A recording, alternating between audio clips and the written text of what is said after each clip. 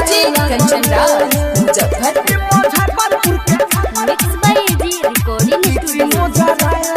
चैते में चढ़ल बाटे पर जवानिया पता नहीं डाले कौन जरावा में पनिया है, जरावा में पनिया है, जरावा में पनिया है। चैते में चढ़ल बाटे पर जवानिया पता नहीं डाले कौन जरावा में पनिया। छोटी चाके से गाता रहे लागल रे होय मुजफ्फरपुर के लीची मोजा रहे लागल रे, हम मुजफ्फरपुर के लीची मोजा रहे लागल रे, ई मुजफ्फरपुर के लीची मोजा रहे लागल रे।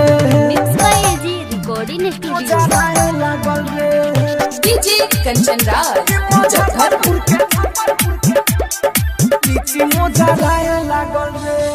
छोट नहीं धरी पर नीचे के साइज, पर नीचे के साइज एकरा जो बनावा से होई कंप्रोमाइज, होई कंप्रोमाइज।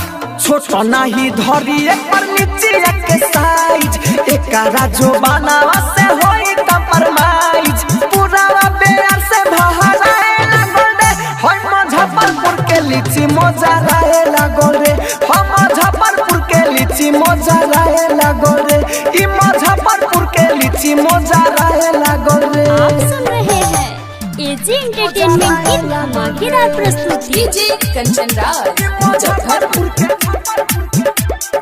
लीची मोजा रहे लागल रे। उठा बाटे लाल पर लीची होई लाल रे, होई लाल रे, लीची होई लाल रे। राहु राजधानी अमित छोड़ी नहीं माल रे, छोड़ी नहीं माल रे, छोड़ी नहीं माल रे। उठा बाटे लाल पर लीची होई लाल रे, राइटर अरबिया नहीं छोड़ी माल रे। अभी से चंदन लरिया लागल रे होय मुजफ्फरपुर के लीची मोजा रहे लागल रे, हम मुजफ्फरपुर के लीची मोजा रहे लागल रे, ई मुजफ्फरपुर के लीची मोजा रहे लागल रे। एजी रिकॉर्डिंग स्टूडियो रोशनपुर सपा।